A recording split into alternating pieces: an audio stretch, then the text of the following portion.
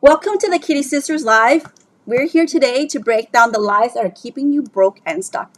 So guys, if you're diving into multifamily apartment syndications, you have to smart up really fast. This isn't just about knowledge, knowing knowledge for knowledge's sake. Of course, we need to know the mechanics, the math, acquiring assets. It's all about mastering the game, right? So you need to understand the intricacy of the rules, the financial play and operations commanding of multi-million-dollar ventures. Think of the initial knowledge and skills that you have at the beginning. However, if you guys aren't like a numbers person or analyzing deal isn't your jam, you want to get, you're not like a person who want to get deeply involved in the stuff, isn't your thing, right, guys? you can definitely become a money person. So what might suit you is becoming a money person. There are two primary ways to get involved, right? One, obviously, is you can use your own wealth, but like many of us, you might not have millions or even trillions of dollars readily available. I don't think we need trillions in your bank account, right? Or the second option is to use OPM, other people's money, which involves raising money from individual investor to acquiring these properties. But you see, many people often feel scattered, stressed, and even feel scrambled at last minute to raise money for their real estate deal. And we're here to say that there's actually a lot of money available out there just waiting to be invested on the sideline, right? According to a report by Yahoo Times, there's currently a $5.9 trillion pile of cash on the sideline. Additionally, NerdWallet, we also reported there's like 13 trillions of dollars in IRAs. 13 trillion. Yeah, 13 trillions in IRAs as of second quarter of 2023. IRA meaning that they're a retirement account. So there's these are two really big things that we don't want to skirt over. A lot of people talk about, hey, there's not enough money out there. But the Yahoo report actually says there's $5.9 trillion that's already sitting on the sideline, meaning that it's waiting to be deployed. And the reason for these accumulations of money on the sideline is that smart investor understand the value of buying during a market dip. Just like everybody enjoys a good discount on purchases, the same principle applies to real estate. Buying property at a discount during a market downturn is an attractive strategy for smart investors. So we submit to you guys, if you think you have a money issue where you think there isn't enough money out there for your investments, the problem isn't actually a shortage of money. If you have an investor attraction problem there, you either have the lead generation problem, which means that you don't have enough potential investors, or you have an authority problem where there's potential investors, but they're reluctant to invest with you. Or you have a scalability problem where you're attracting enough leads and investor, but the process is inefficient, right? Inefficient, right? You're spending too much time on the traditional method like hosting investor meals or having endless Zoom call meeting, which isn't scalable and sustainable. You might also be able to raise millions of dollars already, but it takes forever to raise that money. Well, that's not going to work either. Your current ability to raise money is feast or famine. So some months may be great and other months may be terrible because you don't have a consistent system to attract investors. Not at all. So in the last 5 years, we have seen it all, right? Soaring stock market crashes, and even the chaos of global pandemic. I mean, guys, it was just 2020, right? And guess what? We thrive in these kind of environment. How? Because these scenarios are opportunities for those who know how to leverage them. So today we're going to tear down these lies. We're going to dissect the most common excuses and why capital raising is so difficult. It's time to get real. This isn't just about equipping you with answers. It's about transforming your mindset. So when we are learning these things, we want you to tackle these objections that you may hear from your potential investors with confidence and clarity so that you're just not attracting capital, but you're actually a magnet for it. Okay, guys. So now before we dive in, we would like to invite you guys to the Raise More Money Challenge. It's a 5-day challenge designed to help you stop feeling scattered, stressed, scramble at last minute raising money for your real estate investment, to feeling confidence and at ease regardless of whether you have rich relatives like Uncle Harry or Aunt Sally, or wealthy connections. Miss Sally. Or wealthy. You guys know what I've done last weekend. Or wealthy connections. To sign up, just click on the link on the description or in our bio. And for those of you guys who are on Instagram, all you need to do is DM us the word OPM and we'll send you all the details.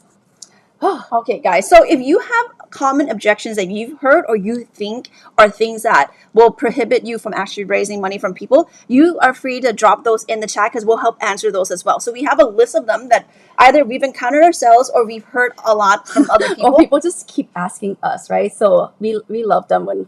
So we're gonna go through them and we're gonna give you. So this live is specifically for you to actually jot down notes. These are things that we give you permission to literally take this and go run with it. And of course, if it applies to you, so make sure to take down notes because these are the most common lies that you will hear that will prohibit you from raising millions of dollars for any of your ventures, business, real estate, whatever it is. Okay, so are we ready to get into the first one? Yes. So okay, this. So guys, because we want to have that interaction, can you please write in the chat like I'm ready to demolish these lies. It's like no lies. Put that in the chat so we know that like, hey, we're ready to go. You guys want this. Yes, and you know what? We just like in the last 12 months we raised hundreds of millions of dollars, like almost that amount, right? So we are the testament that there's a lot of money. Yeah, and real quickly before we get into the lies, like, yeah, awesome, Donna. So here's the thing that we want. The biggest thing we want you first to understand is we've heard all the excuses. When the stock market is up, I don't want to invest. When the stock market is down, everything is bloody. I can't invest. When the real estate is up, wow, it's overpriced. When in real estate's down, oh, I can't invest. When it does nothing, I can't invest. So, or I just wait. I'm just gonna wait for the right time. Well, guys, there's no right moment. So all these excuses have happened. We've heard like all these scenarios have happened within the last 5 years. And every single time we've been able to overcome those objections. Now, the key thing is you need to talk to the right people. If you're talking to someone who does not want to invest in real estate, none of the things we're going to say will make any sense to them. Like we cannot, this is like similar to hypnotism. Like you can't tell someone to go do something that they don't want to do already. This has to be something that they just didn't have the right perspective, but they love real estate. So I would not go and talk to a cryptocurrency and try to convince him of these things. These lies are universally something that we believe in wholeheartedly, but some people just won't believe it. Some people won't care. So speak to the right person. If you're speaking to a block of ice, you're only gonna get you're gonna freeze out, right? Similar to like people who love real estate, who doesn't love real estate, who loves the stock market, bonds, or whatever. So that's the first caveat that we want to make sure that you understand. Okay, so the first lie that we heard is like, I'm afraid to talk to my friends and family about investing in my deals. Whoa, this one was like really fresh off the press. Like I literally heard this over the weekend. That's how I got it. And then I was like, wait, what? Like, I'm like, dude. And I totally understand how you feel. And that is because you don't have the right team. And that's what, or that you don't know the mechanic or you don't know enough about real estate. And that's why you're feeling like, oh, you don't want to go raise money from your friends and family because you don't want to lose their money. But people who are already in the game, people who know what they're doing, oh my God, we would love to help our family grow their wealth through something that it's been proven to, like it has been historically known to build wealth, in the long term. With this now, like what I would like to first say is don't feel pressure to always have to raise money from your friends and family. The more important thing though is to understand that you have to believe in what you're raising money for. If you don't have that conviction that like the thing you're going to do is actually going to help make people a lot of money in their passive time so that they actually can your investor can free themselves of the shackle of like their W-2 or whatever field they're in right now, then don't raise any money because you don't believe in it. Like if you're going to raise money successfully, you have to believe that the thing that you're raising money for will actually protect your investor and actually make money for them.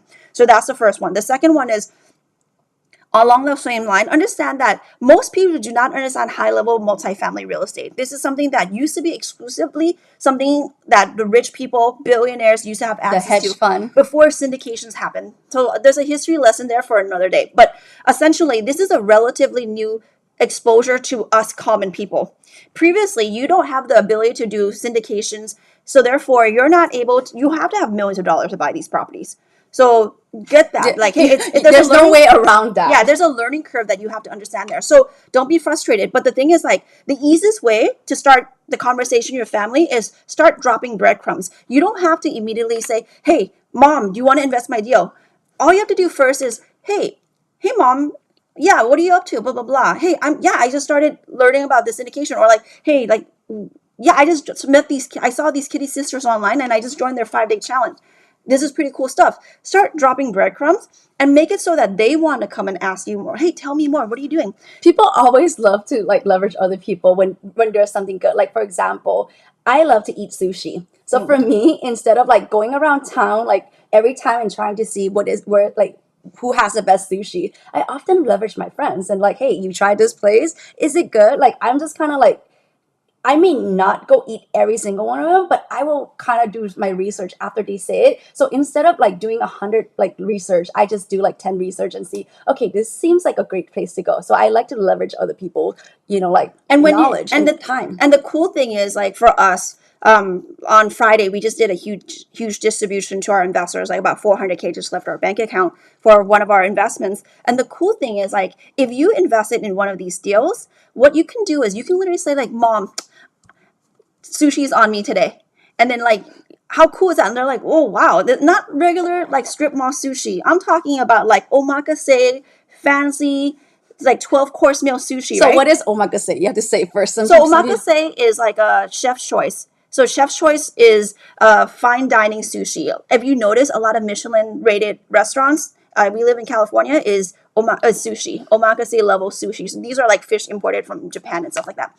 Anyway, if you just like, Mom, sushi's on me, and she got that experience, she's like, how did you afford this? What happened? Like, you've never paid for that. I'm like, oh, I just got my distribution. I just got like, $1,000 in my bank account or whatever it was. Like, so this is nothing. So you drop those breadcrumbs along the way without forcing it, without imposing anything on them.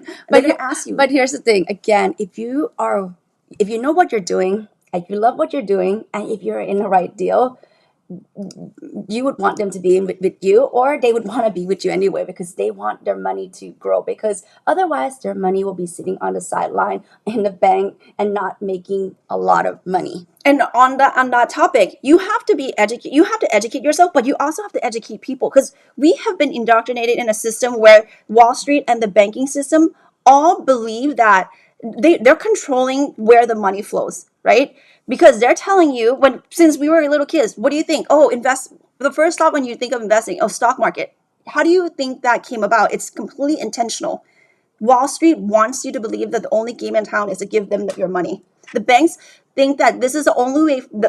You understand how the banking system works, right? They have no money. They're using our money. They're creating fractional reserves so that you put in $1,000, they get to lend out $10,000. That's how the bank makes money. So that lie that the bank is telling you is also affecting your friends and family. If you just educate them and say, oh, wow, I just saw this kitty sister video on like how you shouldn't leave your money in the bank. Send it to them and say like, dude, this is such an interesting video. Like, I never knew this. So you drop breadcrumbs, but you also help educate them, because they don't know, right? They don't know that leaving money in the bank is only helping the bankers get rich. Oh my God, when you mention that, it kind of goes back to how we've been taught to go to school, get good grades, and then get good job. Like, we're not taught to invest our money. To be passive. Like, literally, we are taught to like, hey, you trade your time, you trade a lot of your time for a little money, and this is how life goes. Like, you know that saying, a day's work for $1 pay, something like that, right? Yeah, like, that's what we've been taught, 8 right? hours work, 8 hours pay. Like, those are the lies that you need to also help break from your friends and family, because a few people will know about this. And a lot of people are like, the lie is that you have to save your way to retirement. That's another lie that we want to address. Is that, and that's what I said, like, it's not our fault that we do what they said, because that's what we've been told. We were indoctrinated that way. But then no one ever actually taught us like, hey, you should invest your money. And it's why? Because people want to, like, the big people want us to keep the money in the bank. They want the money so that they can go do fractional lending, like Palm says, so that they can make money from our money, even though we're the one who actually trading a lot of time for that money. So jot all these things down, guys. There's like so much gold there. Like, you have so much ammunition just on that one topic. Okay, so that's the first one. That's pretty strong. Yes, that's the lie that I hear a lot. And then, so the second lie this is the third lie then, because I said saving your way, right? Yeah. The third lie is, I don't have any rich friends or family. Rich friends or rich family. Family. Sorry. Okay, so again, you don't have to have rich friends. We didn't have rich friends or family. Our family didn't even like real estate, so they didn't have money and they don't like real estate. So it's like we decided, like, the most efficient way to deal with this is to find where the people who love real estate are already congregating. It can be online, it can be offline. We want to talk to the people that speaks our same language, that vibes together. We are a creature of community, right? Human beings love a sense of community. Go find where your tribe is hanging out and go talk to them. If you don't have rich friends or family, neither of us had that as well. When we first started, we didn't have rich friends and family. Our parents didn't believe in real estate. They didn't have money. Our friends were W-2 workers who believe in 401ks and putting money in the stock market. We're like, that's going to be a waste of time. But you know what happened? Here's the cool part.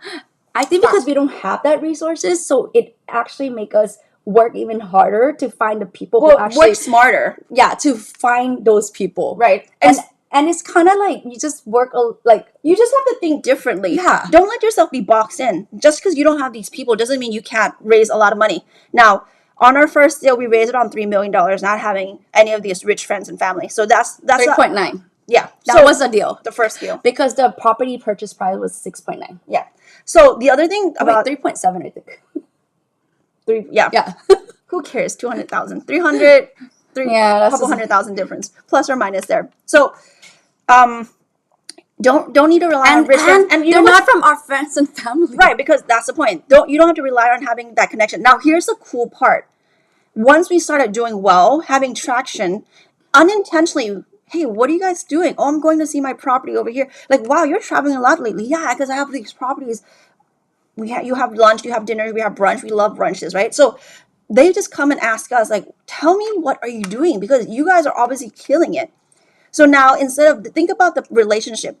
Are you the one going out begging your friends and family for money? No. Now they're coming to you, asking you, how can I participate in your game? Because they may know you as an awesome engineer in your company. They may know you as an awesome dentist, a boss at whatever you're doing, but they don't know you as a real estate investor.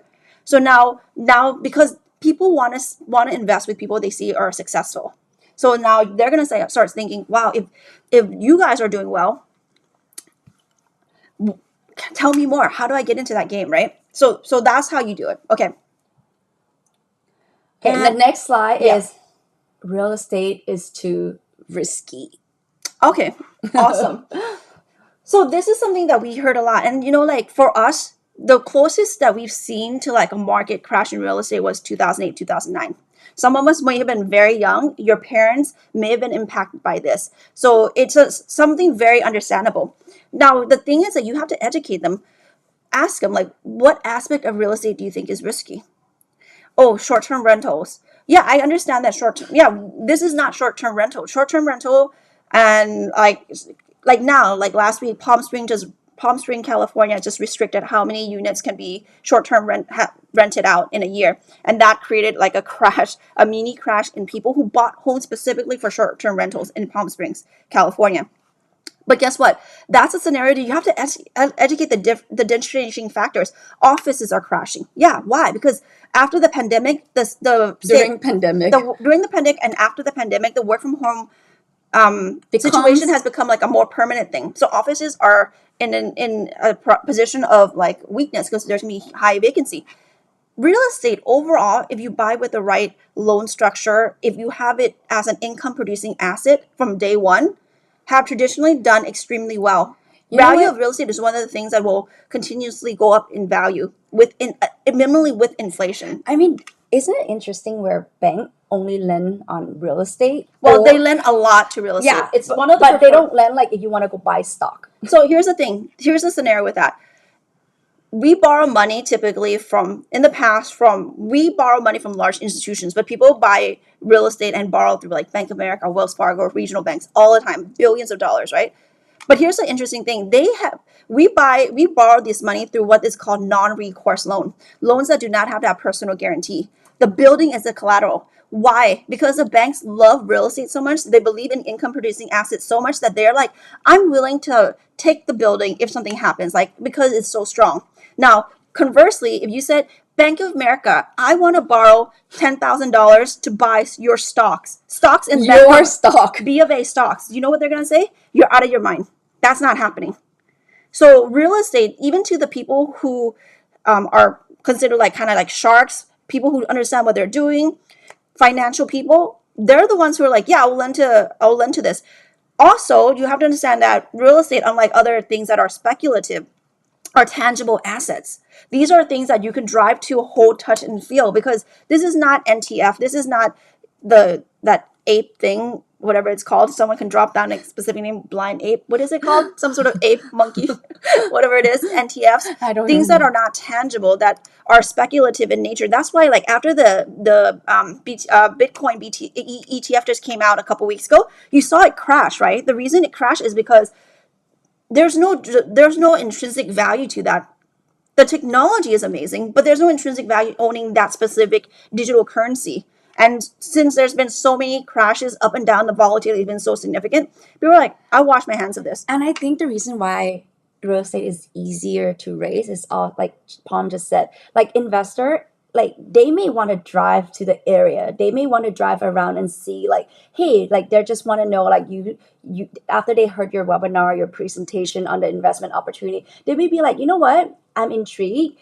It's around my area. I'm just gonna drive there and I'm gonna see what these people for are. yourself, Yeah, what are they talking about? Okay, they say that there's this there's like Teslas here, there's Amazon, there's like all these economic drivers here. I just want to see what they're talking about. And when you speak the truth, they will understand your business plan. They will understand, oh, this is why it's not as risky as I think. Of course, there's like no risk free. There's no guarantee in anything in life, right? So like for them, they just want to see like what we say is true. And then sometimes they just need to fly out or they drive there to the area and just see. Yeah, and so the other thing is, like, when you look at the stock market, the actual, like, right now, the stock market is basically based on speculations. People, like, think about Snapchat, right? When it came out, who benefited? Who made a lot of money when Snapchat IPO'd? The founders of Snapchat. But it's gone down since it's had, like, TikTok's been on the scene. It screwed it up completely. But guess what happened? The founders, they cash out a large portion of their profit already. The people left holding the bags are like retail investors, ordinary people who were thinking, who want to, like, hey, I'm excited, I want to get into this new technology. And so the stock market is the earnings ratio is like so out of whack these days on most of these companies. Like, someone dropped, like, what's her name, Kylie Jenner, a couple years ago said something like, I hate, or I love Snapchat or something, and then like the stock went up. Or like, no, I think she's like something about complaining about it. Okay, let's say she complained about it and it dropped. It dropped. When like a basketball player comes out and says something or does something weird, Nike stock drop. Zion Williamson, he like broke his shoe, like literally broke his shoe while he was in college at Duke. Guess what happened? Nike stock dropped like $1 billion in a day. Guys, by all means, we have some stock in our portfolio, but it's a really small part. Like, we just love to invest in hard asset, things that will grow like in value with inflation. with inflation. And also on top of that, we're never like all or nothing, right? So always tell people, look, by all means, like, continue to do your stock. If they love stock, don't poo-poo it. Tell them, hey, continue doing your stock, but like, wouldn't you think it'd be great if you took some of the cash off the sideline? Like, you've already made your gain, take it off the sideline, like take that out, put it into real estate so that you can de-risk your investment in the stock market. Because a lot of times people were investing things like Tesla, investing in things like more like newer companies. Like Tesla was a great example because it's jumped so significantly, like right after the COVID pandemic. And so that was highly speculative. And we're not going to hate on people who like, oh, I made 100% in a month. Yeah, but we tell those people, well, take some part of that 100%, put it in real estate, because you know that's not sustainable, right? You just want to grow from it, right? The average S&P 500 performance in the past 30 years is around like 7 to 9% based on inflation. So therefore, you know that the highs are going to be highs, but when it drops, it'll drop significantly. So always encourage people to, hey, de-risk, take some of the money off the table. So again, if someone loves stocks, but they also love real estate, show them why it makes sense for them to also put money in real estate. Okay, so the next slide that we hear all the time is, why should I invest with you? You are brand new to multifamily apartments. Okay, who here is new to real estate or new to multifamily? Let us know in the comment. Give us a heart. Let us know so we can see, like, type in new. Do you want to know this answer? Do you want to know how we would have answered this question? If you do want to know, let us know in the chat, because Give us hearts, because if Nothing not, we new. can. If everyone's really experienced, we can hop to the next question too. Okay.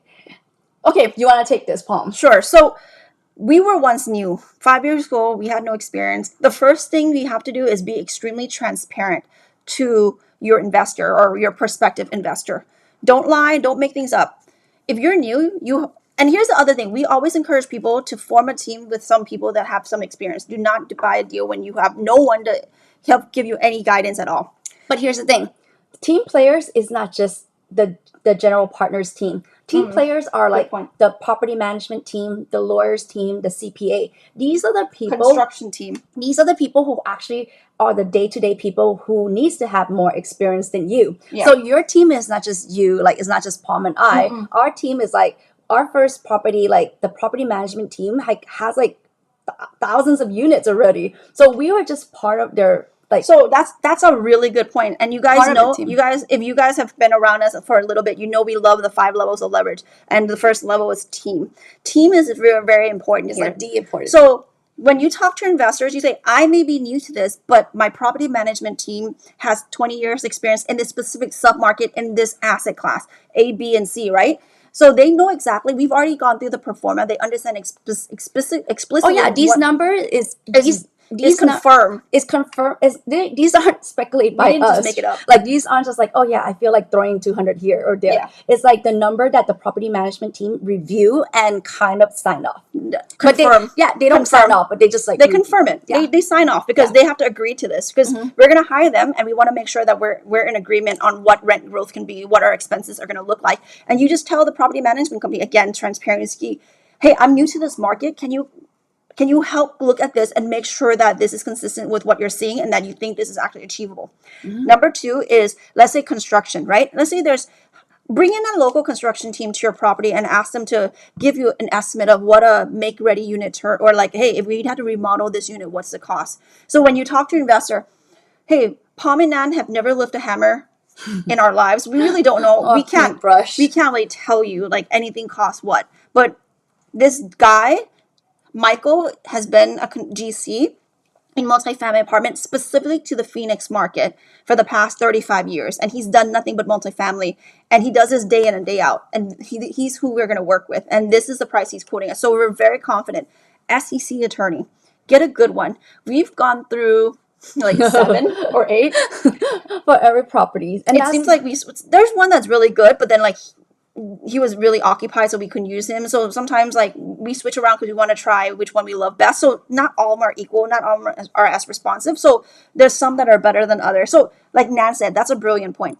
Hey, don't just leverage the GP, leverage the people that you're going to be working with. Your attorney, your construction team, your property management team, your tax attorney, your CPA. All these people are then your team players. So they can help not only help you with operations, but also help your investor understand that you're not alone in this. This is not a single family home that like just go buy one and we're like, just okay, now what? Like now us, right? Like no one to consult, no one to help guide. This is a scenario where like we're buying multi-million-dollar properties. We're gonna have people on our team, and we already have a great team who has a lot of experience in this submarket. Yep. So we dropped the URL again in the feed. So in YouTube and in Instagram. So if you guys don't forget to DM us for Instagram, DM us OPM so that you can join our challenge and we'll send you all the deets. Yeah, so on YouTube, raisemoremoneychallenge.com, and the QR code will go to the same place. If this is kind of stuff you like, we're going to do a lot more of this during the challenge. Okay, next question. Okay, next question. If you guys have questions that you think like, hey, this is like a stuck one, like I don't know how to answer this, drop it in the chat because we can help answer it live as well. Marshall said, I love what you're all doing. Yay! Thank you. Okay, so next slide that we hear all the time. I need extensive real estate knowledge to invest. Sure. Okay, this is a really good point. And your investor need to understand what multifamily is, how syndication work, what is the risk reward, how do they get their money back, what type of return they're looking. Like how do they make money? How do they make money? I think that you don't have to explain every single facets of multifamily. The key is like this is how we're doing. We're buying these buildings. We're doing a value add by forcing appreciate. This property is under market rent, explaining things that they'll understand, right? This property is under market rent by $200. We've done extensive comparison to nearby properties and have had it confirmed with the property management company that we're going to be working with. We've done our financial analysis, as you can see on this chart, that illustrates that if we are able to raise rents by $200, $50, whatever it is, consistently over the next couple years, with rent growth being around 3%, expenses being around 3%, with these expenses in CapEx, you will be able to hit a 2x return. All I'm going to say is, what is 2x return? Well, here's the thing. I want to answer this in a really basic way, is that before you go out and raise any money, you should already be raising money all the time, meaning that you always start educating them. So by the time you have an investment, they already ready been pre-nurtured. Yeah, familiar with you. Basically. Yeah, like they already prime and ready to invest with you, so that you don't have to feel scattered, stressed, or like overwhelmed. Like last minute to find your money, right? So you always want to educate them. Start today. Start now. Start talking real estate. And for sure, if you join our 5-day challenge, you can have a lot of stuff to go talk to them about, because these are the stuff that we have accumulated in the last 5 years. We have raised over $130 million. We know we've been thrown at, like, the investors have thrown us all sorts of questions to us, and we've been able to to answer them. I even have someone who's like, I never wanted to invest in multifamily. I didn't want to invest with you, but because you answered these questions correctly, I'm going to invest with you. Here's my money. Next deal. Oh my God, I don't want to invest back to back the same team. This is so funny. And then I'm just like actually, if you're thinking of the same person, I wanna give Nana a little shout. Give her flowers here. It's very funny. If it's this person, if it's not, this happens a lot. But okay, so this person listened to our investment opportunity webinar, and he declined to invest. I think she texted her that, like, oh, I'm not going to invest in this deal. What Nan did very politely is said, thank you so much for your feedback. Can you let me know what was the specific reason that you didn't want to invest in this deal? Was it the team? Was it the property? Was it the financials? What was it? And then, like, when he explained it, she hopped on a call and explained to him what he thought was a lie, was a myth, wasn't true. And then it broke down that barrier so much that he got a speeding ticket because he was running home. He had to drive home so fast because he needed to go subscribe. Like, she turned it so fast where he was like, he's like a 75-year-old retiree, right? Like, he's not like a fast action dude. He was somewhere. He's like, oh my God, I need to go invest in the deal. He drove home, got a speeding ticket, invested. Then the same guy said, I don't ever invest double to the same. So that was May, right? And in July we have another deal. And he's like, I never invest with the same people back to back. 2-3 months later, I never invest together. We got another deal. I'm just like, hey, are you investing with us? He's like, I don't do like back-to-back deal, right? So what happened? So I just asked him, like, I don't even know how. I don't think you had to ask him. The second one, he's just like, I love this deal. You guys make so much sense. I'm gonna invest in it. So anyway, like, the point is, sometimes you turn like an unfavorable situation to your favorable just by asking the right question. Don't be like, if someone says no, politely ask for the reason they said no, and because you can say, I get it. And honestly, I really wanted to know why. Like, I wanted to know, like, is there something wrong with the investment opportunity webinar? Is there something wrong with the deal? Is it the location? Is it the team? Is it us? I just really, really want to know, and I authentically just and just politely ask. Yeah. Okay. Ooh. Next question. The next slide. Oh, sorry. Just with this knowledge thing again, explain to them, unlike single family home, they don't have to know everything. The reason that they're investing some of their money with experienced operators or operators who have an experienced team is because they're sick and tired of having to deal with tenants, toilets, and termites. So have them understand the key part that I explained, but at the same time tell them, like, you don't need to know tenant laws. You don't need to have, like, what is a rent application. Those things, turn it into your favor. Those are things of the past because you don't have to deal with those things anymore because we deal with it. Yes, Haley said you just have to know your numbers and the information for the property. Yep. You're right. Whew. Okay, so the next slide. The next slide is the investment is illiquid. Okay, perfect. Well, it is. It is. It is. So here's the thing. That's the truth. So the thing is, when you invest in multifamily, they have to put money in the deal, and it stays in the deal until we refinance or resell it. That's point blank. But here's the cool part. This is how we interpret this. When you have something that is liquid, meaning like you can dispose of it, you can change your position over and over quickly. What ends up happening is you overreact. Like we talked about in the stock market, Zion Williams breaks his shoe, Nike's stocks drop. You can overreact, sell. You can react so we actually quickly. have an episode on our YouTube that we talk about illiquid and liquid. But so tell them, like, don't put all your money in illiquid investments. Put some money, right? If this is the very last dollar that you have, like, don't invest with us. Make it so that you disconnect the outcome from your conversation with them. Do not ever make it feel like I need to convince you of anything.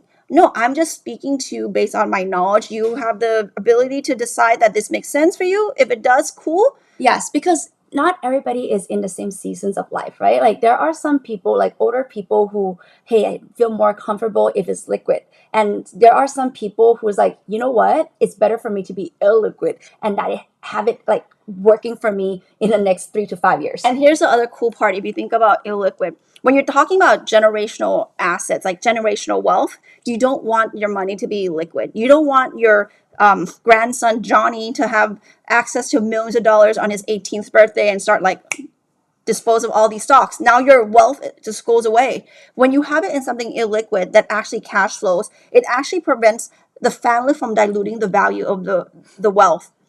You look at the Vanderbilt story, right? The reason that happened was because all the money was gone because they kept selling off all their assets. So when you're thinking about generational wealth, these are the things that you have to be able to say to your investors.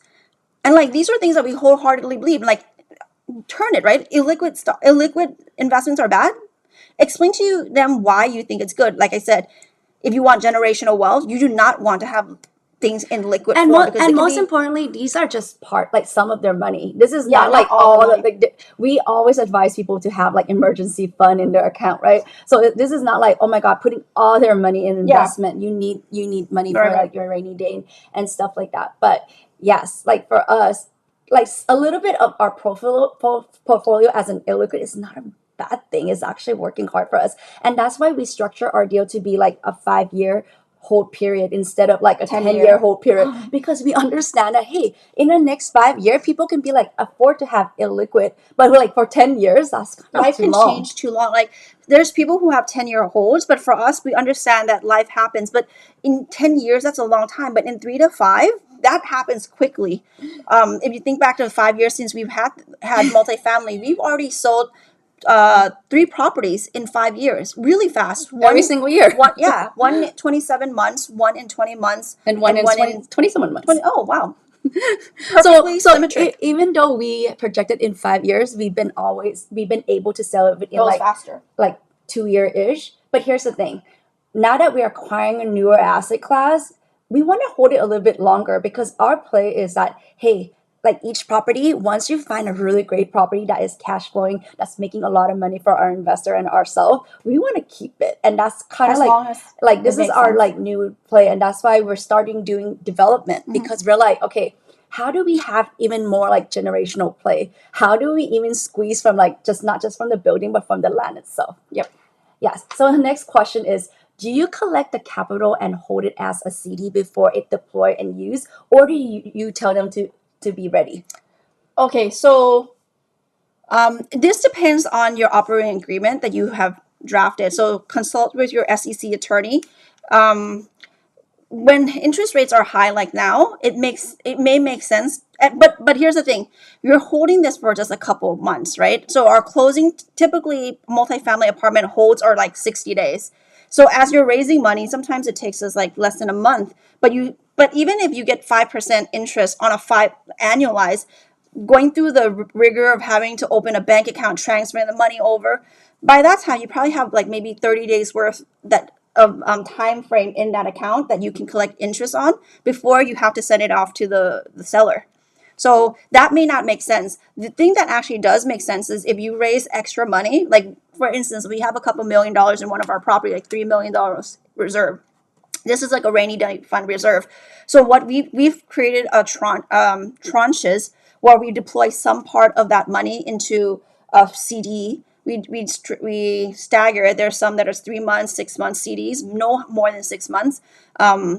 3 months, and so the first one is actually going to be released like by the end of this month. So basically we stagger it where that money is still making money, but at the same time not all of it goes in the CD, because in multifamily we need to make sure that there's like some liquidity. We don't need all of it, but we need some liquid. For us, it's like of the 3 million, we can have like 1 million plus of liquid. That's great. Yes. So next slide. Syndications are only for the wealthy. Okay, for those of you guys who are new to syndication, what is syndication?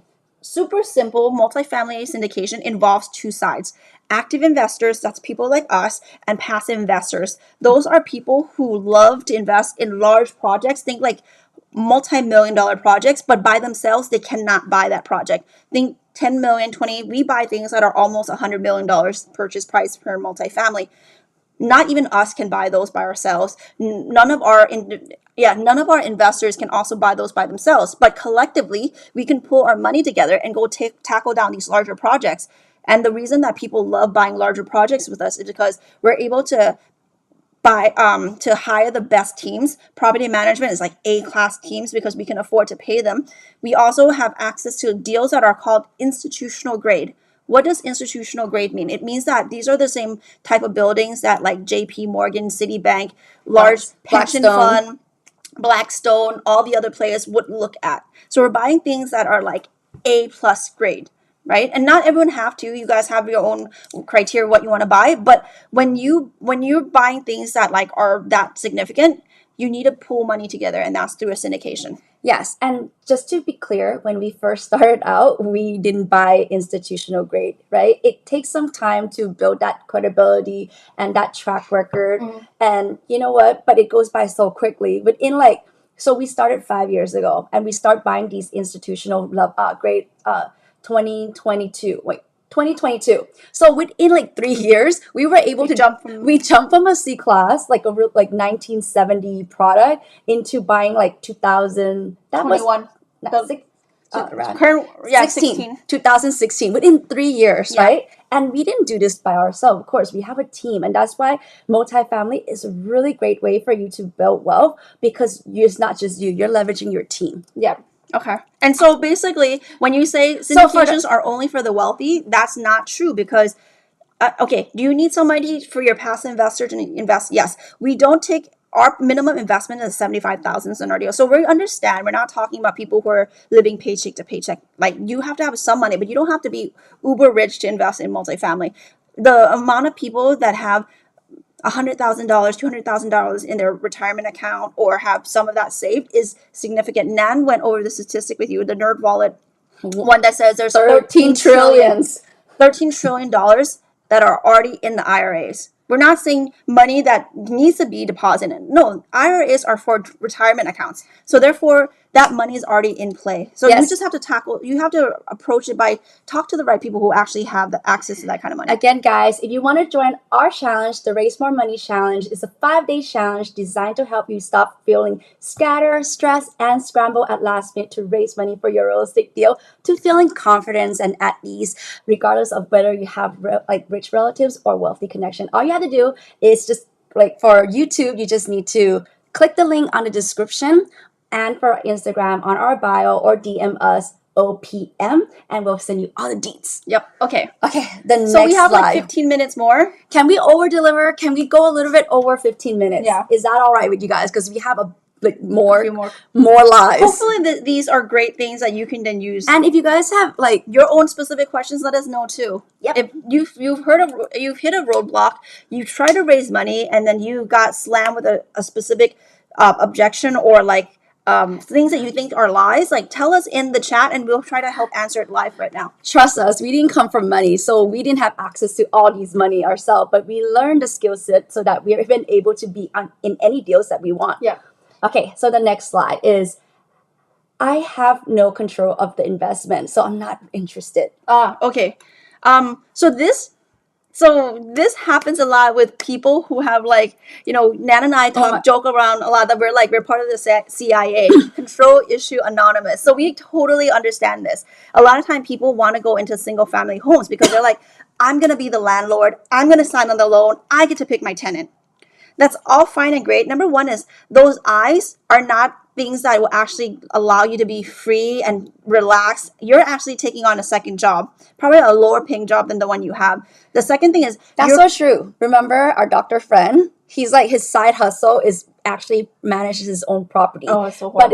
But it's like a lot of work. He actually had to do his own tiles, and he's like, oh my god, like yeah, that's like the worst use of time. I mean, he's a doctor. He's a surgeon. Like, for God's sake, like, I don't know how much he worked each hour, but probably more than making doing tiles. Like that, and he has to YouTube it. Like, how do you do this? Oh my gosh, that's horrible. The other thing is, when you have single family homes and you think you have control, do you know where you lack the most control and you have absolutely no way to get around this? There's two parts. Your tenants.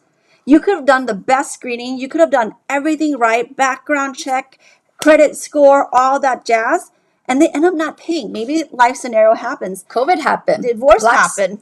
Black Swan event happened. And then end up not being able to pay your rent.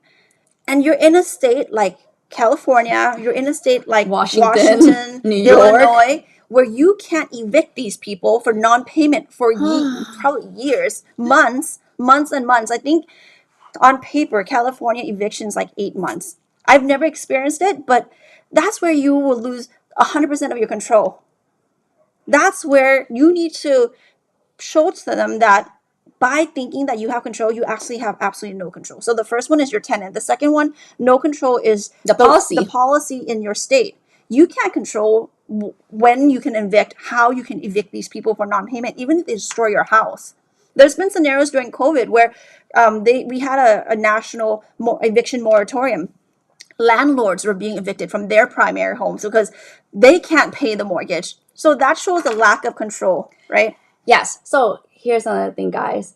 Even if you have like control, but you don't have the scalability, like you're limited by by 10 loans if you're individual, and if you're married, you're limited by 20 loans. So you can't really scale.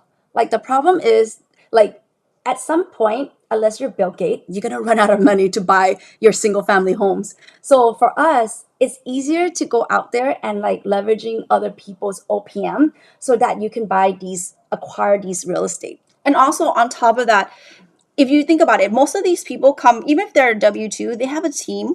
They don't do all the work themselves in their department. If they're a business owner, they don't run every single department.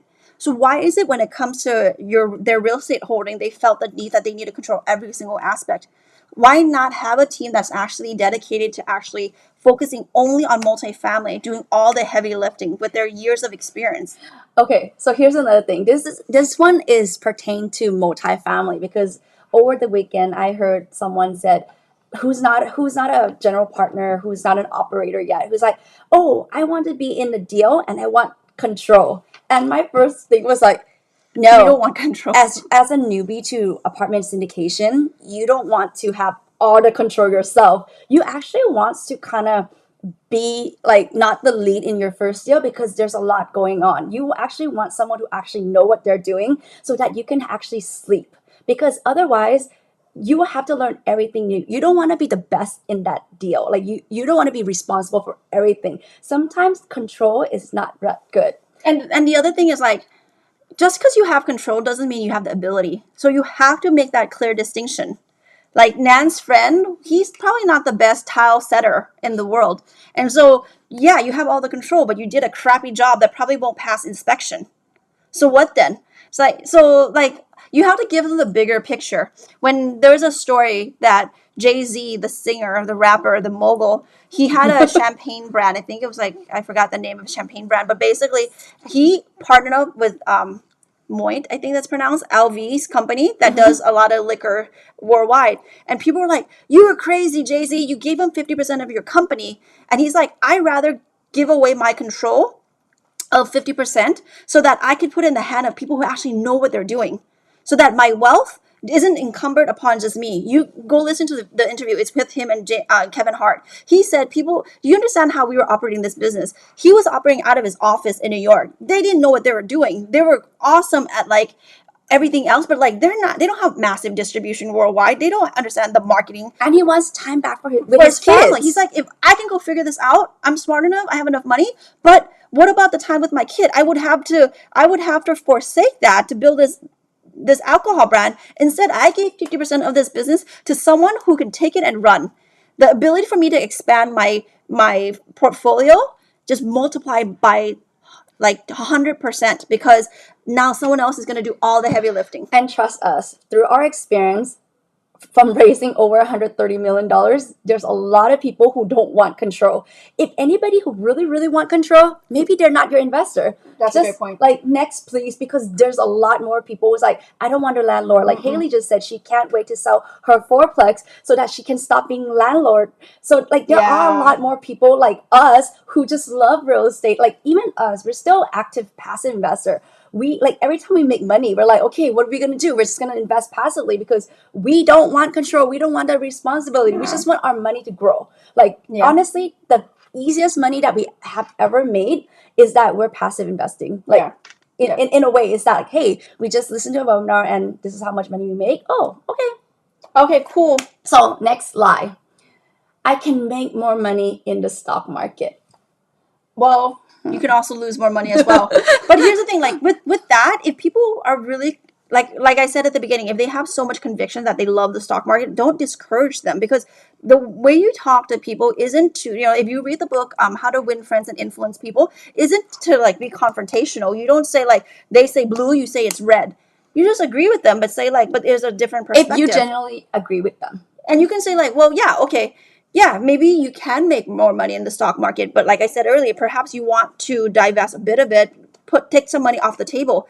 And ultimately, if they don't believe in real estate, like Nan said earlier, just move on. Next, please, because for every one person who invests in the stock market, there's probably 1 to 1 or if not more who would love to invest also in real estate.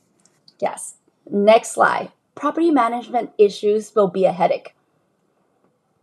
Yeah, but like property management issues will happen mostly if you buy bad properties and you can't afford to hire great teams. We really, really focus on interviewing the right team before we even buy the property. Before it's awarded to us, we want to pick the team that makes most sense, because a lot of times we're getting into a market. If it's a market that we already have properties, we already know who will use as the property management, most likely the current one. But if it's a new market, we'll talk to our friends in the market, we'll talk to lenders, we'll talk to brokers and get their advice on who would they recommend that would be a great property manager. So headaches for the people who are passive investors, you tell them that's the great part. It's not your headache, it's my headache. Take that ownership. That's not you don't have to care. Like that has nothing to do with you. The performance is your job is to manage their money, make it earn as much money as you can. There will be ups and downs, but it's your job. It's not your job to always have the chart go straight up. It's your job to manage it so that by the time you sell this property, hopefully it made a profit. Guys, we can't stress the importance of property management team. And that's why like people who are actually on our team or people who are in our sphere, they always get to use our Rolodex. Like honestly, we just know the best people because we've been through a lot. Let's just say. Okay, so next question is next lie actually. I won't benefit from tax advantages. Like I'm like, who did you talk to? Yeah. You may have to change your CPA. Yeah, I would say that there's so much tax advantages in multifamily, and definitely go research that. We're not tax attorneys or CPAs, but in the coming days, so we will find out. Like there's a 2024 tax relief legislation that's under consideration in Congress right now. If this passes, it allows bonus depreciation, which is already dropped to 80%, to come up to 100%, starting with whatever property you invested in 2023. So that's a conversation for another day. We have YouTube videos that explains to you what bonus depreciation is. It's probably too long for this call. So if you want that to continue to happen, go call your congressman and tell them, like, make sure you vote for this. We'll find out on April 15th. Yes. Whoa. Okay. Next slide. Oh my God. Okay. Investing in a property, single property is better. Well, we already answered that above with, I think we already answered that. Yeah. So next slide is syndications are too complex to understand. Well, like I said earlier, explain it simply. I gave you explanations. Pool money together so that you can go buy properties that you typically wouldn't be able to buy on your own. I think like everything's like when you first hear the information, it may sound too complex, and that's the truth. It's like me, like like going to like learn about science. Like when we first learned about physics or biology, it was complicated. Like, but now if you go back and you kind of like go through the course, you're like, wow, it's so easy. How did I not pass this test? Or how come I didn't get a good grade, right? So for us, it's like the first time they hear the complexity of it, it may be hard to understand. But honestly, as they are more familiarized, it will be really easy to get to understand. Even for people who aspire to be general partners, maybe the first time around, it will be hard to understand, but it will get easier because after all, once you gain the mastery, it'll be easy. Yeah, it's then you have unconscious access to that info. Okay. Wow, we have so much more, like so many more lives to get to. Can we just is it okay to do three more lives? Would that be okay with you guys? Can we get a yes? Can we get a yes, please? Otherwise we're gonna ciao. Okay. So next. The lie is I could lose all my money. And that's true. You can lose all your money, but that's the case with any type of investment. So be clear. And this is one of the things that you have to, this shows your credibility more than anything. Tell them, yes, you can lose your money, but you could also lose a lot of your money investing in other things as well. But the way you mitigate that risk is you invest in the right property with the right team who understands what they're doing. Like I said earlier, in syndication, like everything else in any other business, it's never always going to be smooth. We come in with a plan and we have to modify the plan based on what's happening on the ground. And so if you trust a person that's the jockey that's running the race for you, know that they're going to be able to fix the thing that has gone awry. Maybe it's things beyond their control, interest rates hikes, eviction moratorium, pandemic, all those things. Trust them that they understand how they're going to be able to help navigate the property to a favorable outcome. You know what? Like recently, I was on a flight, and honestly, we couldn't land. But then I have trust in the pilot, obviously, because I wouldn't trust myself. The pilot basically he calm us down. He tell us every step of the way. He make us feel comfortable. He's like, you know what? We're just gonna try to land. But if we can't, this is the next. Like this is what we're gonna do. And he lay out the plan. It makes me feel so comfortable. Even though the flight was supposed to be 40 minutes, it ended up to be 3 hours, like circling around, go get fuel, refill. I'm just like, oh my God. But he made the process really seamless. Like he made us feel at ease.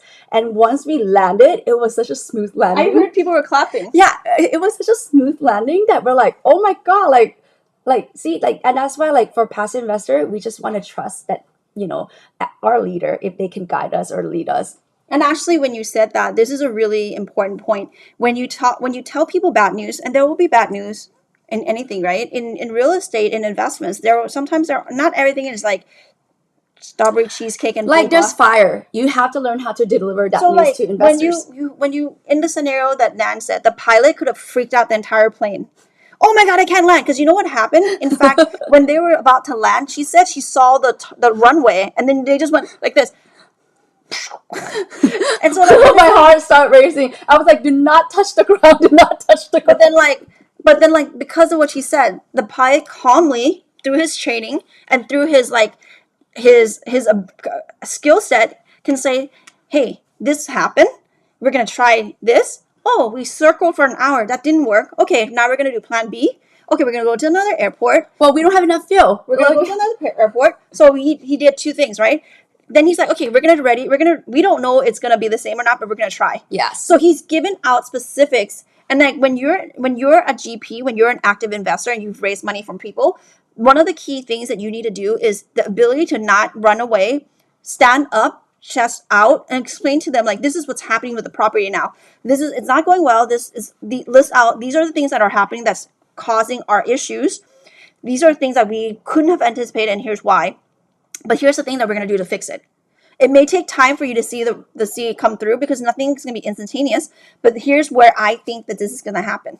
They're going to feel so much more confident because they're going to be like, hey, this person actually thought it out and have figured out this whole thing instead of like, oh my God, the plane. Or like can't be contact, right? Like, yeah. Be like, they like so be a person of good ethic, be a person who they can rely on, because when things are not working out so well, stand tall, chest high, chest out, and say like, look, this is what's happening. We're going to fix this. Again, guys, we would like to invite you guys to our 5-day Raise More Money Challenge, where we're going to teach you our framework, our blueprint of how we raised over $130 million in the last 5 years, right? If you think if you like this call that we've had today, this live, please give us a heart in the chat so we know that it's been something productive. That if you like this kind of stuff and you feel like, man, I can't wait to hear more of this, then our challenge is the place to be, because yes, to sign up, all you guys need to do is just go to the raisemoremoneychallenge.com or shoot the QR code if you're on YouTube. If you're in Instagram, go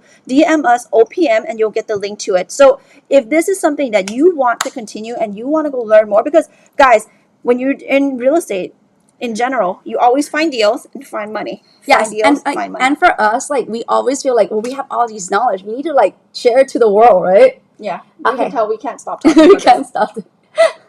Okay, next is Whoa, top of the hour already. Past.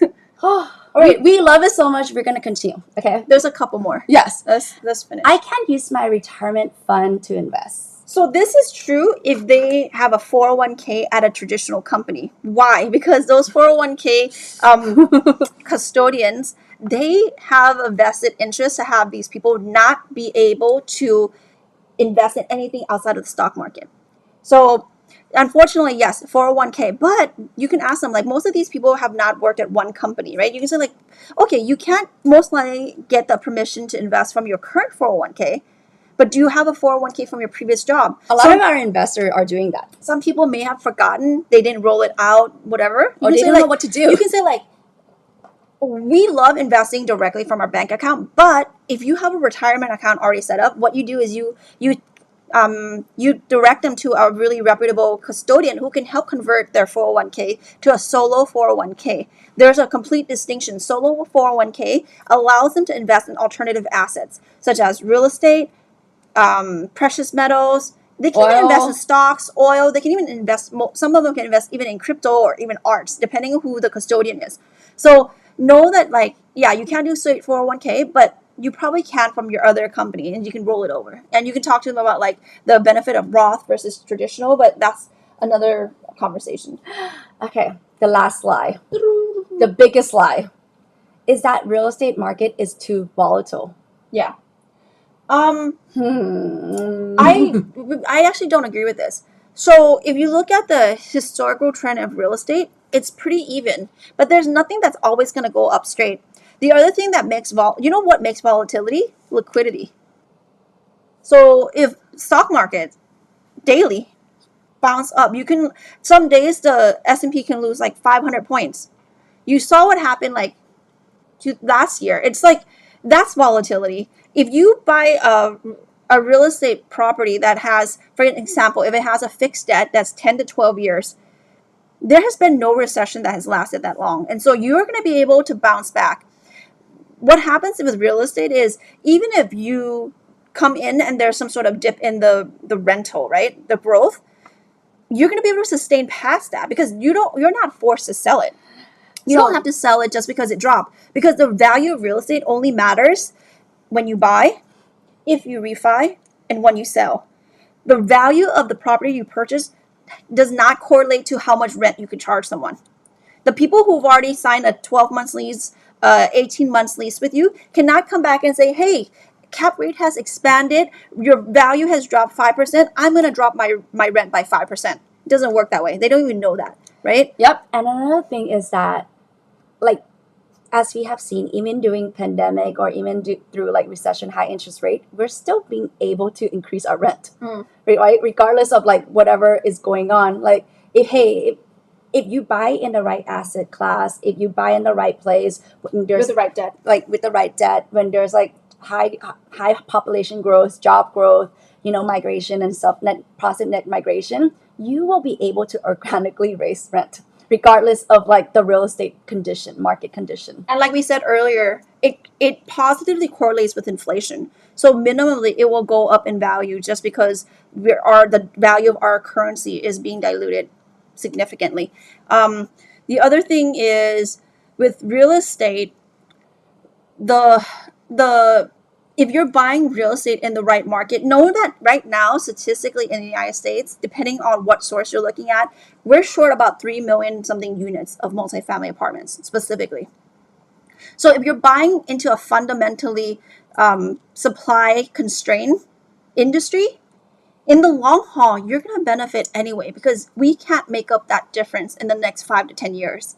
And there's more. The good thing about the United States is we're making up the lack of babies being born like national, like citizens, like basically people who live here already. The birth rate of the population may be lower, like number of families who have kids, but we make that up by having the number of immigrants coming into the country that actually makes up the difference, as opposed to a country like China that actually has a significant decline in their population. So the supply will always be outstripped by demand in the United States in the foreseeable future in this business. If we're talking about industries that can become obsolete, like Blockbuster, like the taxi cab or the fax machine, those kind of industry may have been strong, but it can be replaced. But when we're talking about shelter, which is a fundamental need, only behind water and food, as long as there's human beings on this planet, it can't be outsourced. It can't be outsourced. They need a place to live. They need a clean, affordable housing. As far as we know, AI can't do anything to replace your shelter, right? Yeah. So all the points that we've spoken about, the lies that we've answered, have demolished on this call are the things that are common that we hear all the time from people who are looking to, who are like talking, if you're talking to someone who potentially can invest in your deal, your prospects. Make sure you understand that, like first come from a place of integrity, then come from a place of knowledge, and then you're going to be able to raise so much money without struggling because now you have the answer, you have the ammunition to respond when people throw you like, no, now liquidity, it's illiquid, oh, it's stock market, there's no control. All the points we went over, I would recommend anyone, because I know we speak really fast, I would recommend everyone to go back and keep watching this because just from this, you'll be able to have some of the ability to talk to these people better. Now, when you join our challenge, we're going to go over more stuff about lead generation, about it creating a attractive investor attraction flywheel, how we do this where it becomes more efficient, where it's not one-on-one, but it's a system where it's a magnet. We're magnetizing investors who speak our language. We don't have to talk to people who love only art, and so we're trying to convince them anything. These are people like, Paul, Nat, I already love real estate. Can I just invest with you? Like, that's the type of thing that you want to sleep, wake up in the morning. You had 10 people sign up to talk to you. Like, that's what happens to us. We've had investors who come in, we then communicate with them, follow SEC rules, make sure that we've had the pre-existing relationship, then we present them opportunities. But we've had millions of dollars that's come through that way from people who we initially did not know, cold traffic. They came to us, we spoke to them, had the 3 relationship, then we give them the opportunity to invest in for our next deal, for the next one. That's it, guys. Thank you so much for joining. Hopefully if you guys love this, give us heart so that we will come back and do more lives. Yeah, and guys, if you have objections that you are facing that's stonewalling you, you can DM us and let us know, and then hopefully next time we come with more of these answers that we can put that as part of it as well. Thank you so much, everyone.